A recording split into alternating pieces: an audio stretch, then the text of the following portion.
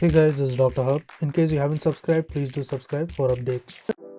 Malnutrition Universal Screening Test.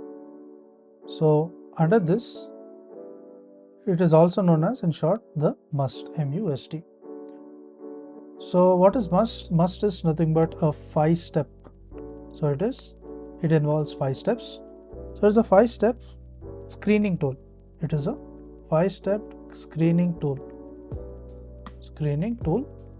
And what does it do? It identifies adults. So it is used to identify the adults. Then it is who are malnourished. So you look for any malnourishment. So it is malnourished. Or in terms of risk, the risk of the malnourishment. So risk of malnourishment. So that is nothing but the undernutrition. The undernutrition. Next is there is involvement of obese. There is involvement of the obese, and it includes the management guidelines which can be used to develop a care plan. So it can be used to develop a care plan. So now let's look at the flowchart. So the step 1 will be the BMI score. So let's look at the step 1. Step 1 is nothing but the BMI score. So in terms of the BMI score, the BMI is calculated, we know, in kg per meter square. So in terms of it is greater than 20 or greater than 30 is considered the obese. So here it is a score of 0. And in terms it is as 18.5 to 20, this will be 1. And if it is less than 18.5, here it is considered to be 2. The step 2 will include the weight loss score. So the weight loss score. So in terms of the unplanned weight loss in the past 3 to 6 months, unplanned weight loss. So if it is less than 5%, it is going to be 0. If it is 5 to 10, it is going to be 1. Greater than 10 will be awarded 2 points. Next we are going to look at the step 3. So the step 3, it stands for the acute disease effect score. So it stands for the acute disease effect score. So here, if the patient is acutely ill, so you consider the patient to be acutely ill and there has been or is likely to have no nutrition value for the greater than 4 days. So there is no nutrition value. This will be greater than 5 days. So here there is a score of 2 awarded. So next, after all these steps, we move on to the step 4. So under the step 4, there is an overall risk of malnutrition. We look for the overall risk. And this overall risk is nothing but of the malnutrition. And you add scores together to calculate the overall risk of malnutrition. So in terms of the score 0, so if you have 0, it is nothing but the low risk. And next, when you look at the score 1, it signifies the medium risk. And when you look at score 2, it means that it is of a severe risk. Low, medium, severe risk.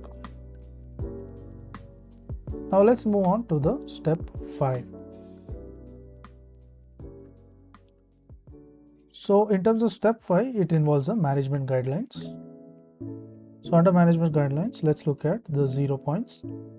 So it is 0 means it is of low risk. So it means it is low risk. As well as there is a routine clinical care which is done. So the routine clinical care is done. So here there is a repeat screening. So we do a repeat. There is a repeat screening which is done. And hospital, repeat screening, and then there's hospital. It's weekly. Hospital, it's weekly. Then care homes is monthly. Under care homes, it is going to be monthly. And in terms of community, it is going to be annually. It is going to be annually, and this is for the specific groups. And example will be in those greater than the 75 years. So ones who have which are greater than the 75 years. Next we move on to 1. 1, it stands for the medium risk. So it is nothing but the medium risk. So here we need to observe. So document the dietary intake for the 3 days. So you document dietary intake for 3 days. Next is in case it is adequate.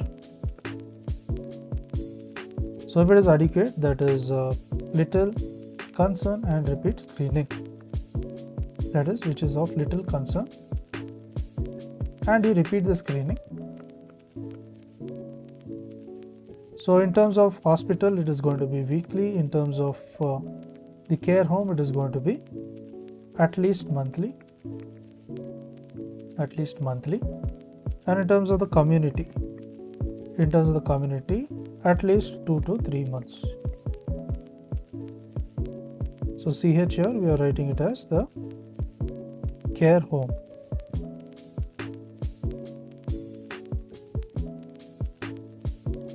So in terms it is adequate, it is inadequate. So in terms it is inadequate, the clinical concerns are done. There is a clinical concern and we follow a local policy. So there is a local policy to be followed, as well as there is a setting of the goals.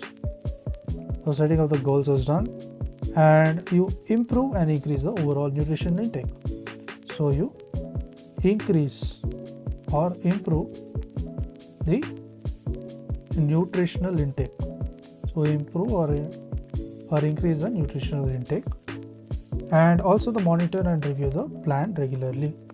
So you monitor and also the review the care plan regularly, and review the care plan. Care plan regularly. Next we move on to greater than 2. So the scoring of greater than 2. So here the management guidelines, there is this refers to the high risk. So high risk means we have to treat. So in this case there is referred to the dietitian. So you refer to the dietitian, and there is a nutritional support team, NST, nutritional support team, and or implement local policy, or we have to implement the local policy. Next will be to set goals. And also the improve. So you set goals, you improve or you increase the overall nutritional intake.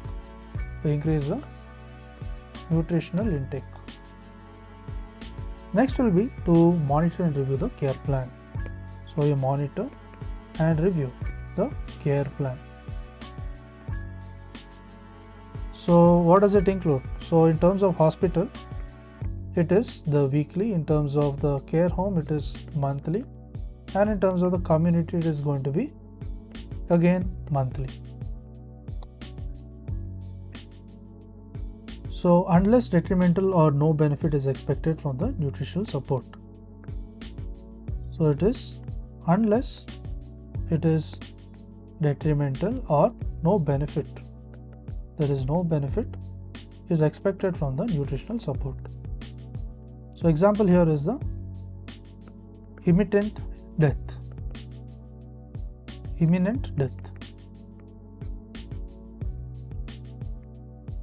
So let's look at the other categories, that is the all risk categories. So in terms of all risk, you have to treat the underlying condition.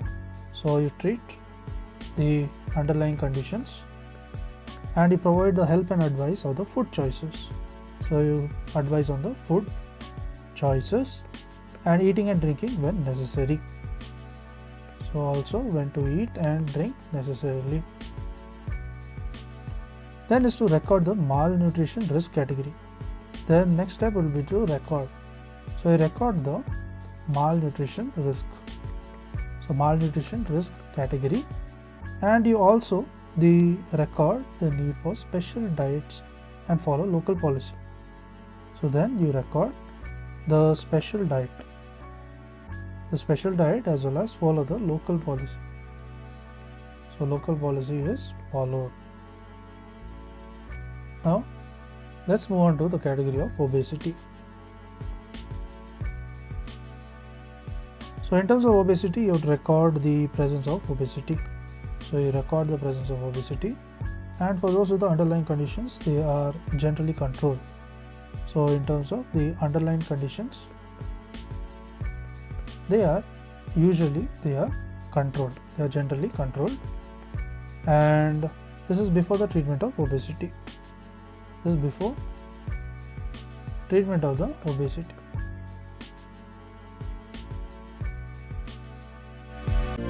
To learn and grow daily like this, please do subscribe.